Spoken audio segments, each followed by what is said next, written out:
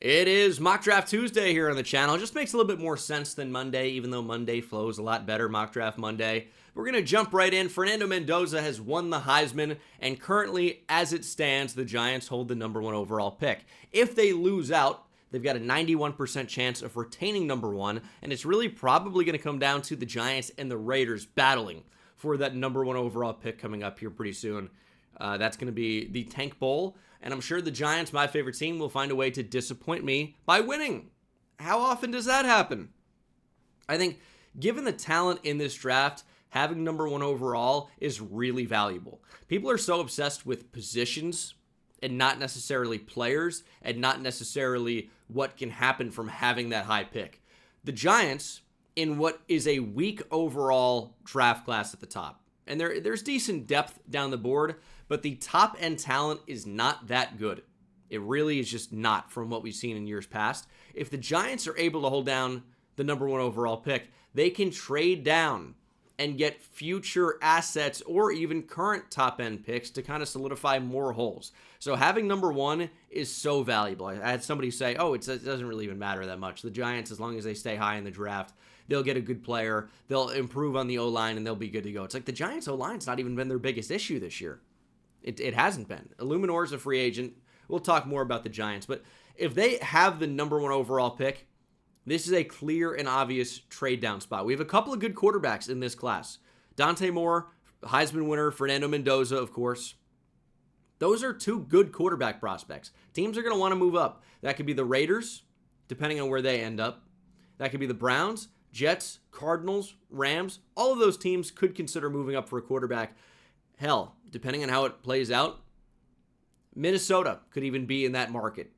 We'll see what happens. But I think the Jets make sense as a team that could trade down or trade up for a quarterback today. We're going to give 5-18, maybe 46 in there as well for #1. If Joe Schoen stays as the Giants general manager, he's probably going to want picks that can contribute right now. Now, he should be fired. Let me make no mistake. It's time. He's been absolutely horrendous. The on-field results speak for themselves. Shane's got to go, right? But if he somehow stays, there might not be anybody to fire him right now. Maybe this is a potential trade. I personally, due to the strength of the class in 2027, which maybe I'll make an entire video about, is absolutely elite, especially at the top, especially in comparison. So I would like maybe a first-round pick next year. They've got their own pick. They've got Indy's pick. They've got the higher pick between Green Bay and Dallas. They have so many picks at the top of the draft, but today we're going to go with 5 and 18 plus a second rounder, which we're obviously not going to get to. But some people are saying, this isn't that great of a quarterback class. It's pretty good. You have two guys that are in play for the #1 overall pick. I think it reminds me a lot of the Jared Goff, Carson Wentz draft, where you had two pretty good quarterback prospects that could end up being pretty good pros, and we've seen what Jared Goff has been able to become, and a healthy Carson Wentz was at least a solid starter, right? This is not that bad if you're in the quarterback market, and the Jets are. That doesn't mean they're going to go up and move up for their QB of the future. They don't have to, but there's a potential that they would. They're in striking distance. They have so many picks. If you think Mendoza's the guy, which I think there's a chance he can be, you may go ahead and move up for him. He will probably get a lot of Jared Goff comparisons throughout this draft cycle. And he's a little bit of a better athlete. The arm is good. And obviously, there's going to be a lot of talk, if you know about Fernando Mendoza, about his mental, about his quirkiness, right? I think he's just an eccentric personality. Seems like his teammates love him, and he's ridiculously smart, it appears. So I think that's going to be a match made in heaven for a lot of offensive coordinators. He's going to be able to run your offense regardless of what it is. I really, truly believe that. It's heavy RPO stuff at Indiana, which is not necessarily what you're going to see in the NFL. It's going to be more probably under center dropbacks, which he's not doing a whole lot of that right now. But that's okay. I really think he's going to be able to adapt no problem. And that is some of the guesswork with lately, which comes with playing quarterback, because the college offenses are so consistently out of the gun, sometimes like a no-step drop and the ball's coming out, where in the NFL, it's, 3, 5, 7 step drops sometimes that you're super deep. taking the ball under center. It's just a different experience. You don't know how those guys are going to handle that challenge because things are different. Timing's totally different. Cadence, totally different. But anyway, I think Mendoza's got the chops as a QB1. And in this draft class, which again is not that good, I think he's got a pretty good chance to be the first player off the board. And we're going to go Dante Moore at number 2. I think plain and simple, until he is absolutely coming back to Oregon, he's in the draft for me. It's generational wealth to go declare for the draft if you're Dante Moore and you expect to be one of the first players off the board. And he could end up being the first quarterback off the board. He's a little bit of a better athlete overall than Mendoza. The arm honestly seems a bit more alive. He can really make all the throws. Kind of a small sample size of being a really good starter, but he's been exceptional this year. And it's really tough to, pick apart his game. He's been really, really good. Ball placement and accuracy are definitely pluses for Dante Moore. And for the Raiders, if you are able to hold on to this number 2 spot, which things will absolutely change, and maybe the Raiders are at number 1, I don't see a way they don't end up taking a QB. Geno Smith has been a disaster this year. Kenny Pickett is obviously not the guy. If you're able to hold down this spot, I think you feel pretty good about taking your quarterback of the future as we get to the Titans. This is usually a defensive player for me. Today, we're not going to do that. It could still easily be a defensive player, but I want to experiment with what happens when you don't take a defensive player here at 3 after the first couple of quarterbacks. We're going to go Jordan Tyson. I still think he's the most talented receiver in this draft. It's just the injury history that makes things a little bit weird for Jordan Tyson. But in terms of actual tape, he is exceptional. The athleticism is fantastic. The ability to get downfield, but he can also win underneath. He can separate in a phone booth. And his ability to go up and get 50-50 balls is very, very good. I like Jordan Tyson a lot. It's just the long history of major injuries and also nagging injuries. How many games can you expect this guy to play? Because oftentimes the guys that are injury-prone players are injury-prone. It happens for a reason, and it's just something they have to contend with. But do you want to take that guy at number 3 overall? I think the talent makes him in the conversation. Even if I think Carnell Tate has a chance to go higher. We've talked about that a lot. But today we're going to go Jordan Tyson, and we're going to ignore injuries a little bit, which will be a trend you'll see a little bit later. It makes things pretty interesting for the Browns at 4 because Tyson's not available to take. And again, I've talked about it before. People are so obsessed with positions over players. Like, oh, we need a tackle. We need a cornerback. We need a whatever the position is and not about who's actually there. Teams don't draft positions. And especially, they don't draft positions in the top 5. What do I mean by that? Obviously, players play positions, but they're not saying we need a tackle, let's take a tackle. They want to take the best player available at a position that can make an impact on their team. So maybe it's a weak point, maybe it will be a weak point, maybe it's by far the best player available at that point. I know the Browns need a tackle. There is not really one to take. I think Spencer Fano could end up being a top 10 pick. Again, he's had a decent year, but it hasn't been anything spectacular as I was kind of hoping for after a dominant 2024. Again, you can look at some of the numbers that says he's been very good, but from a prospect perspective, you're banking on the movement skills. He's not exactly the most powerful tackle, and he's a right tackle, so he's maybe not going to be a fit for every team picking inside the top 5. I don't know that he's going to be a top 5 pick.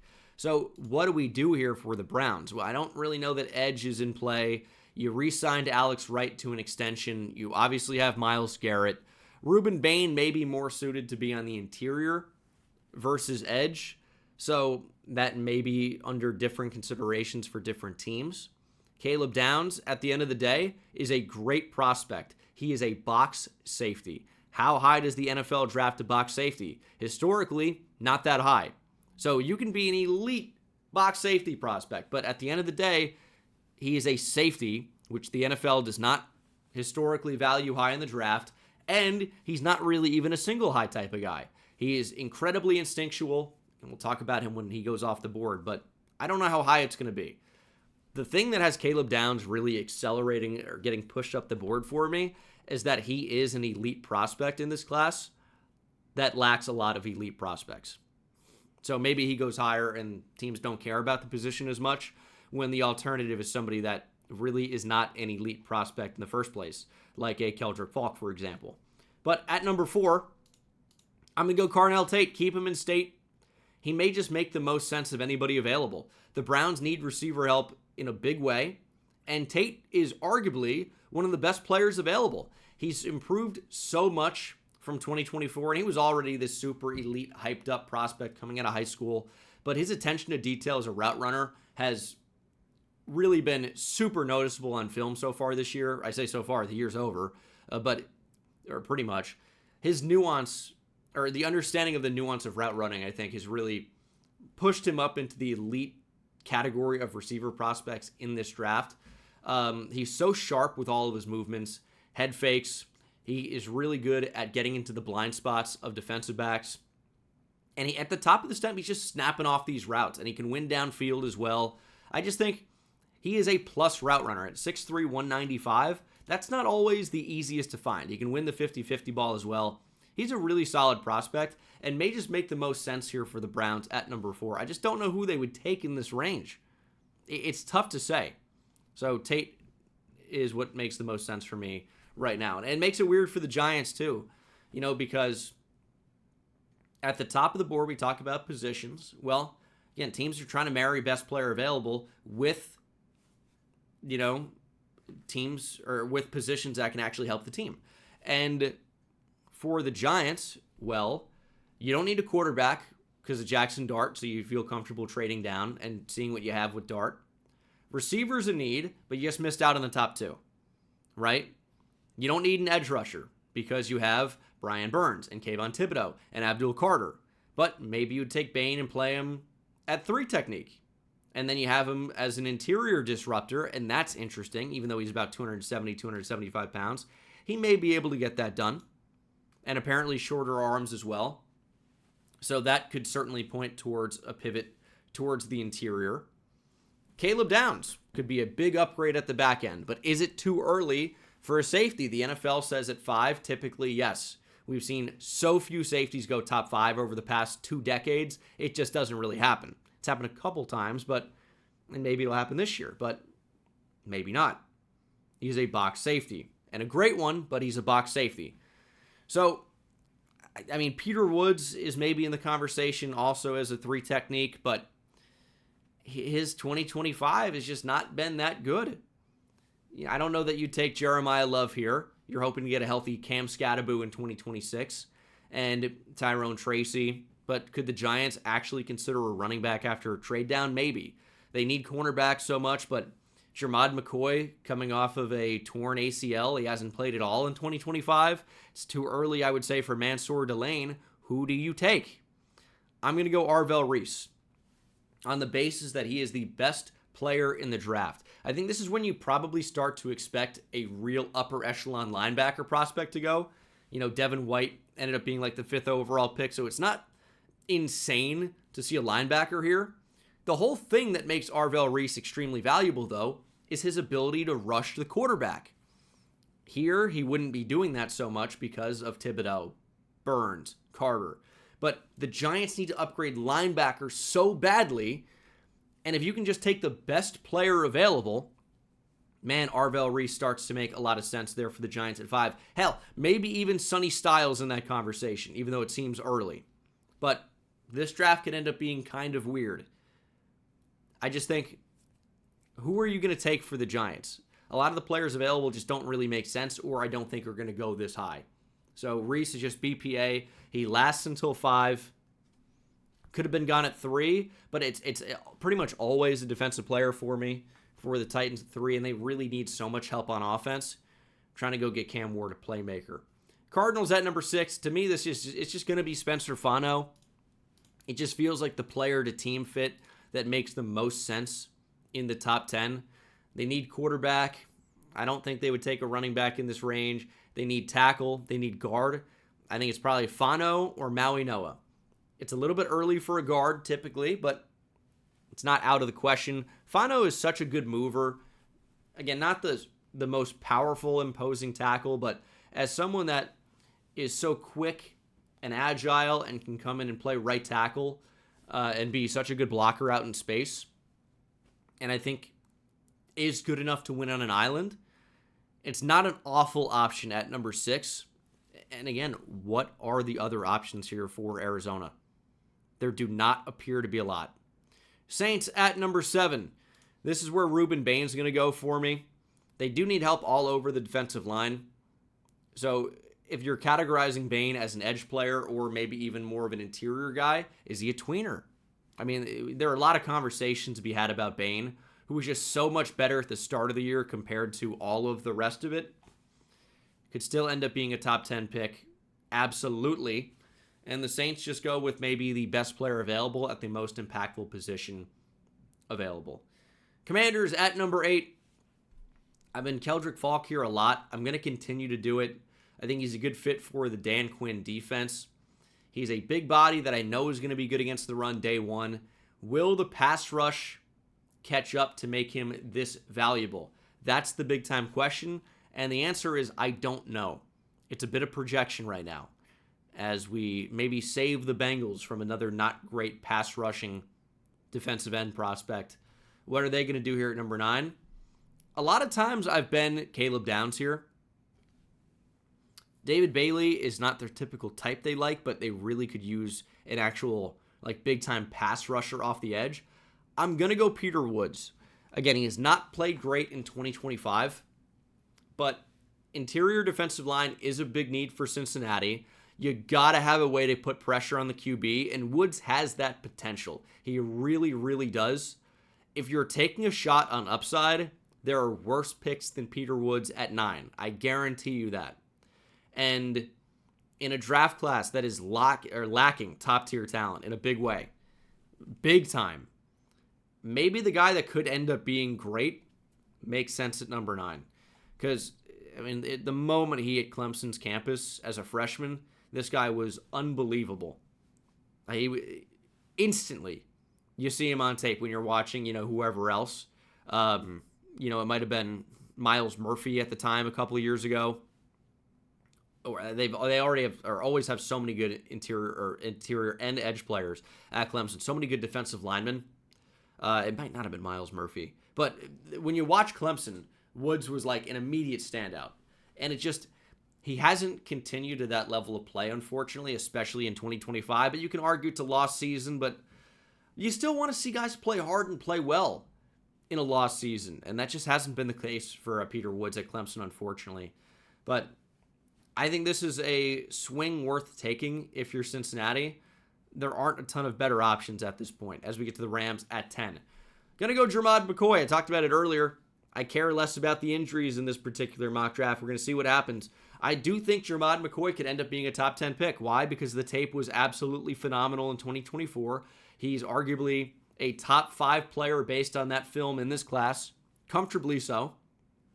And the argument that he has not played in 2025 is a good one. I don't know what this means for his draft projection, but if he goes to the combine and the medicals check out, and even if he works out, maybe he does something, maybe he doesn't, maybe he does something in his pro day, if teams feel good that he's going to be ready for, rookie minicamp and training camp and preseason and, the opening game of the season, if they think he's going to be good for all of that, could he be a top 10 pick based off of his 2024 film? I think he could be. He would be my highest rated cornerback prospect. I don't think it's impossible that he goes top 10, especially to a team that really needs corner, that is really, really talented, picking here courtesy of the Falcons. You're, taking a shot at potentially a top 5 player in the class that is dropping. You're getting a discount due to him not playing in 2025. So it's a risk, but it's a calculated risk. I think it's an option here for the Rams. And again, what else would they take here? I don't know that there's a tackle that matches up quite nice unless you think Francis Mauigoa can play right tackle in the NFL, which maybe he can. So McCoy or Delane, I think make a lot of sense here to the Rams. If you don't like the injury stuff, go Delane. If you want the better player that we've seen, go McCoy. But we haven't seen it for a year. Keep that in mind. Chiefs at 11. Jeremiah Love. I think he's going to end up going in the top 15 for sure. maybe even the top 10, it's tough to find spots for a running back. But the Chiefs are a team where it makes a ton of sense because this is a talented team. I know they need to improve the pass rush. I wouldn't mind more depth in the secondary. Kenyon Sadiq's an interesting, intriguing option. But Jeremiah Love is a top 10 player in this class easily. He just plays running back, which is not a valuable position. The Chiefs could really use an upgrade over Pacheco and the great short yardage back Kareem Hunt. They need more. Love is a game breaker. And now that Patrick Mahomes has torn his ACL, you might want to lean on the running game a little bit. It would help if you had a really good one, and Jeremiah Love is a really good one. As we're going to go Caleb Downs to the Vikings at 12. They could really use an upgraded safety long term. Harrison Smith is not getting any younger. And Downs is a really good prospect. Again, he's a box safety. That's his best role. He's going to play in the slot a little bit. He's going to play in the overhang. He's going to play, maybe that Cam Chancellor role, depending on the defense that he ends up going to. Although you do see a lot less single high in the NFL nowadays. I think this guy's at his best when he's around the ball. Put him in the Kyle Hamilton role, again, depending on the defense. Obviously, that changes a little bit. But, we've seen Mike McDonald in Seattle get a ton out of Nick Emanwari. Kyle Hamilton in Baltimore has been great. Of course, I think staying in a pretty similar defense. And Caleb Downs could be that level of player. He's such an elite safety prospect for a box safety. He's so instinctive. He's such a good tackler. He just knows where the ball is going to be. And that is super, super valuable. I don't know if he's going to be someone that plays single eye plays over the top. I don't know that that's, in his bag of tricks, but it doesn't have to be for him to be worth a pick here in the top of the first round or top half of the first round. He's a really good prospect, but again, people always wonder, why is he not a guaranteed top 5 or top 10 pick for me? It's just the positional value. We see how the NFL drafts year in and year out. I do understand the argument that, okay, if this is not that great of a draft, though, that could potentially push him up, and I do agree. It absolutely could. We'll see. Downs and Love are the two big wild cards in the first round for me, where they're obviously great players in a class lacking a lot of great players, but the positional value of a lot of this class's best players is a little bit weird. Not a lot of premium positions. Dolphins at 13. Going to go Mansour Delane. He's been fantastic this year. He's a little bit undersized, but the Dolphins really need help at corner. I think Delane has been one of the best corners, if not one of the best defensive backs in college football this year. I think he's a first-team All-American, and it is certainly well-earned and well-deserved. He's been fantastic. The Virginia Tech transfer was good at Virginia Tech. He's been great at LSU, playing against better competition. Nobody can throw at this guy. Just can't happen. Cowboys at 14, going with Sonny Styles. Makes too much sense. If he's available, I think he's going to be a Cowboy. And he could end up going a lot higher than this because he is a very, very good prospect in a class that is lacking those. But he plays a less valuable position, according to the NFL, inside or off-ball linebacker. And the Cowboys linebacker room is just so bad. But I could still see him going a lot higher. He runs like a safety because he used to play safety. But he has linebacker size. He's like 6'4", 6'5", 240 plus. And is smart. Like, his ability to read keys lets him play to his speed. I've said with linebacker, you can only play as fast as your eyes will let you. And it's such an important part of playing linebacker. And Sonny Styles, I feel like, is able to diagnose and then is able to use his athleticism. And he's also not afraid to just run up and hit and really anchor against some of these offensive linemen, and especially tight ends. He's powerful. He's able to stack and shed and make plays. He is a linebacker that can be a classic thumper with the athleticism of a modern-day linebacker. Someone that, is a little bit lighter, a little bit more speed, but he's got the size. Cowboys really need to upgrade there. Cornerback, of course, as well. Edge rusher, of course, but Sonny Styles makes a ton of sense. Ravens at 15. I'm going to go Francis Maui-Noah. Guard is a pretty big pain point. In this scenario, he would be playing guard. So don't consider him as a tackle here. A lot of teams are going to view this guy as a tackle. I think the Ravens absolutely could use an upgrade on the interior D-line, and that's usually where I go. But we're going to go guard today because Maui-Noah is a good prospect. I think he could stick at right tackle, but a lot of teams are going to view him as a guard. And 15, pretty good range to take the first one off the board. Panthers at 16, David Bailey, need to improve that pass rush. He's not great against the run. He's not. He's a little bit smaller, and he's just been moved off his spot in the run game. And that's okay.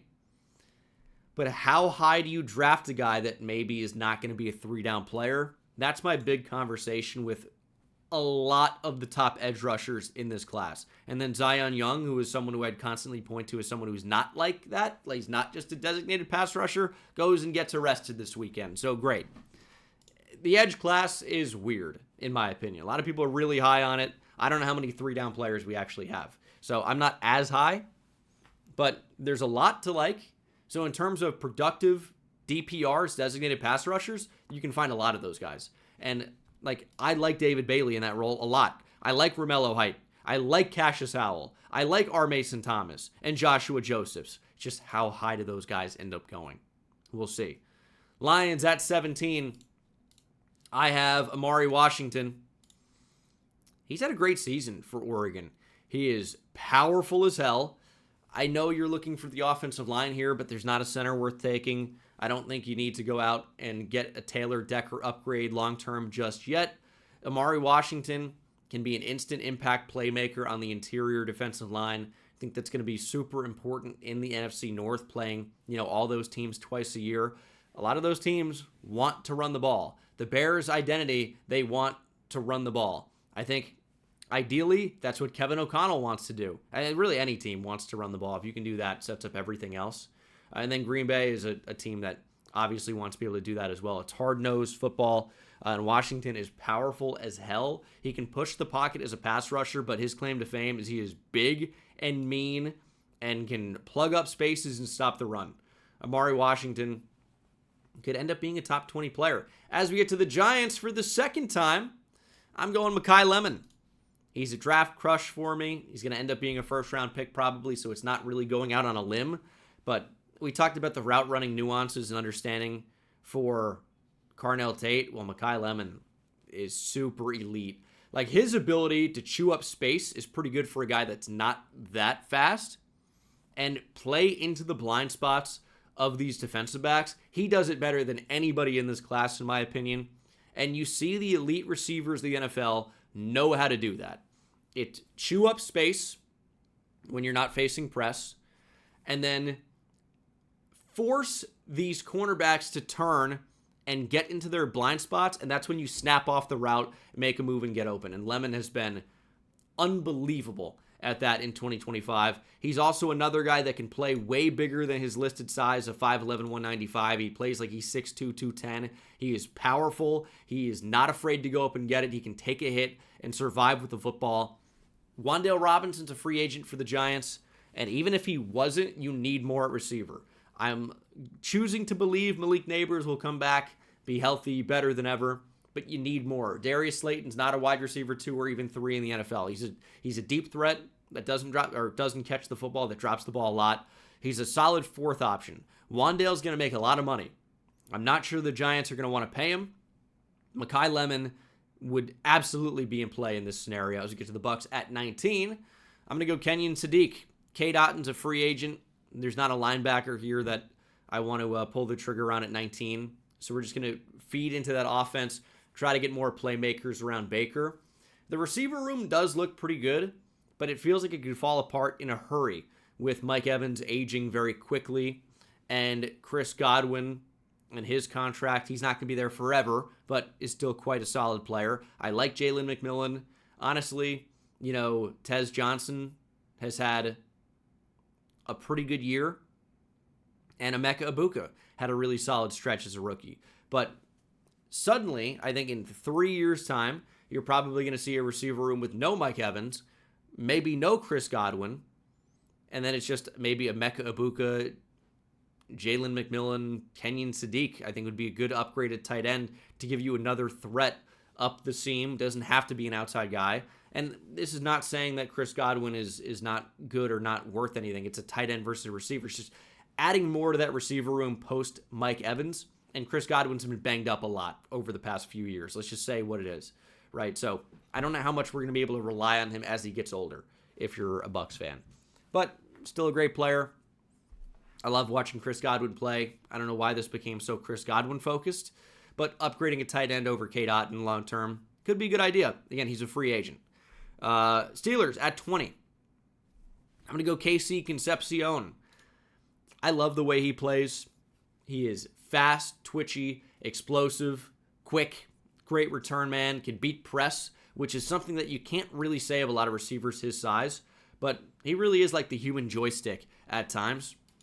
Decent route runner. The hands are a bit of a problem sometimes if you had to point out something, but his ability to defeat press gives him a chance to be a winner on the outside. He's not just going to be a slot guy. He can play the Z for sure, and I think the Steelers need to upgrade at wide receiver. I like DK Metcalf, but you need more and a different type of receiver, which is what KC Concepcion is. A little bit undersized, deep threat that's very good after the catch. This is someone you can just throw the football to and watch them make the play. So it doesn't need to be necessarily down the field in order to make that happen, but can be underneath, and then watch how electric he is with the football in his hands. Eagles at 21. I'm going to go Colton Hood. I think of the available corners, Hood makes a ton of sense here. I think Avion Terrell might be viewed more as a nickel, even though I really like him as a player. Hood's had a great season, of course, really shining with Jermod McCoy out of the lineup. He's emerged to be that CB1, and he certainly is. He's got good size, he's physical, and he's draft eligible. So I'm going to include him in the first round today. I've had him in a lot of my first round mock drafts, but maybe not as many lately. It's just kind of tough to get some of the cornerbacks off the board, but it's such a valuable position. Teams are always going to need more corners with all these great receivers coming into the league. So Hood to potentially play on the outside. Big need for Philadelphia, solidified with Hood. At 22, it's Vega Ioane a lot for me, and it's going to still be. I think guard is a big need. I know that unit has played better, but I look at the Texans and I go, their defense is so good. You could try to double down and make it even better, maybe a big interior player, but I want to protect CJ Stroud. I want to be able to run the football. Vega Ioane really helps you do that. Maybe the best true guard in this class. You get him at 22. I don't think overthinking it makes any sense. Just plug and play. Cowboys at 23 for the second time. We're going to go Avion Terrell. Cornerback is a big need for them. It really is. Trayvon Diggs is unreliable. I don't think Deron Bland is one of the best corners, even though he's being paid like it. And then the drop-off is kind of severe. I like the potential of Savone Revel long-term, but it's potential at the end of the day. He may never live up to that, especially coming off of a big injury at ECU. He ended up going in like the third round as a result of his injury, but he wasn't the prospect that Jermod McCoy was. So we'll see what happens with that. We talked about that a lot earlier, but cornerback is a need here for Dallas. Avion Terrell is a really, really good one. Another guy that's really physical despite being undersized.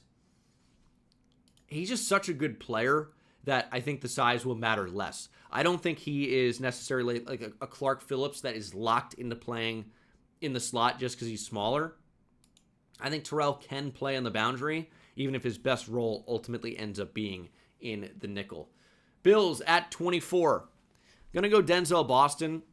This concerns me a little bit because he's not exactly the most free separator in this receiver class, but they need somebody that can win downfield and catch the ball. Denzel Boston checks those boxes. Keon Coleman has not really so far. Khalil Shakir is a good slot. You need more on the outside. I'm helping Josh Allen today. Bears at 25. Going to go Caleb Banks. He looked really good coming back from injury in his final few games of the year. He is really, really powerful. Like the shock in his hands is really, really good. He's able to, jolt these offensive linemen back, hold the point of attack, but he can also rush the passer as well.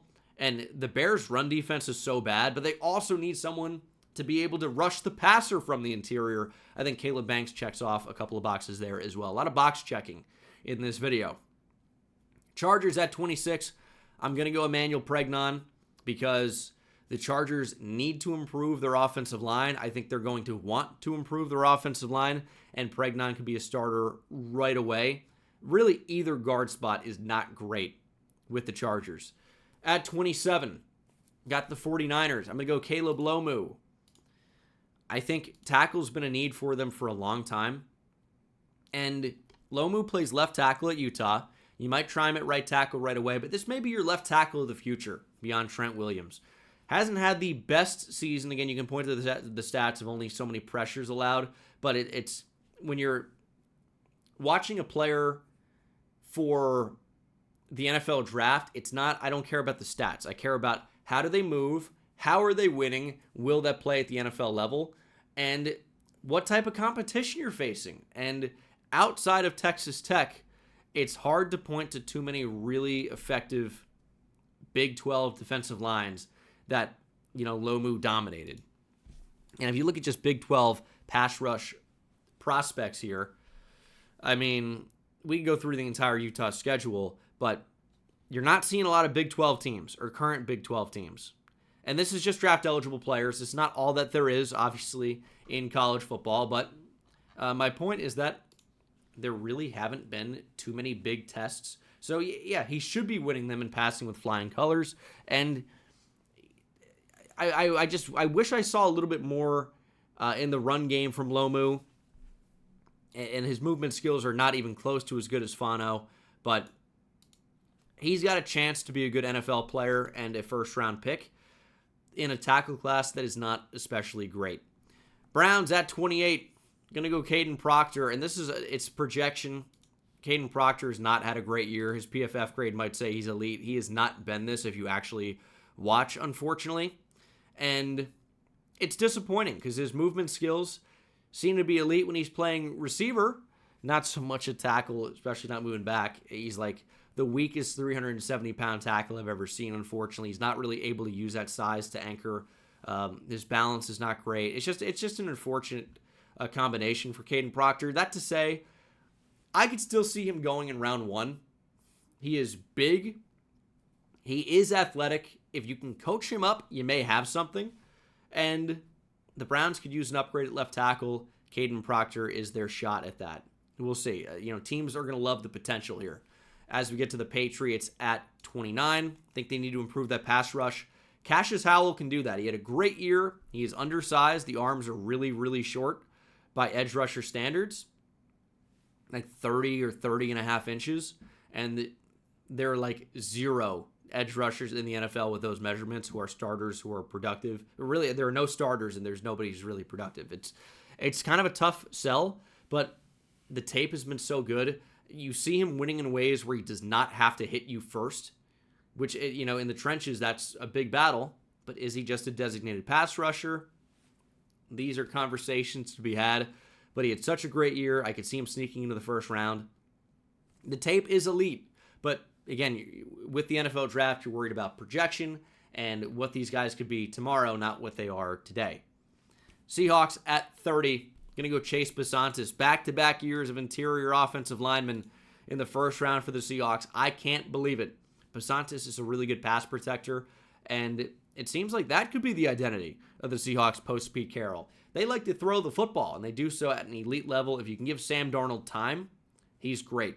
He really has been. And Besantis is a very good pass protector. Rams at 31. Going to go Blake Miller. This could be an instant starter at right tackle because Rob Havenstein may end up retiring. Right tackle's a need. Blake Miller could be the answer. And then wrapping things up with the Broncos at 32. There's no tight end worth taking here. So we're going to go with a linebacker, C.J. Allen. Linebacker is a big position of need for a fantastic Broncos defense. Some think that C.J. Allen might be more of a weak side linebacker. I think he'd certainly play Mike. I think his ability to recognize, diagnose, and then attack is really, really good. You might just like him as the chase player, though. That's not a bad idea. But I think he could stay on the inside, and he's just one of many great Georgia linebackers that we've seen recently. Could end up being a first-round pick. It's a great linebacker class. A lot of really good backers. Maybe we see more than just a couple go in round 1. Arvell Reese is kind of the weird one. I'm really just counting Sonny Styles and C.J. Allen here. But that is the mock draft for today. Let me know what you guys think down in the comment section below. I'm sure you will. And I will see you in the next one. Take it easy.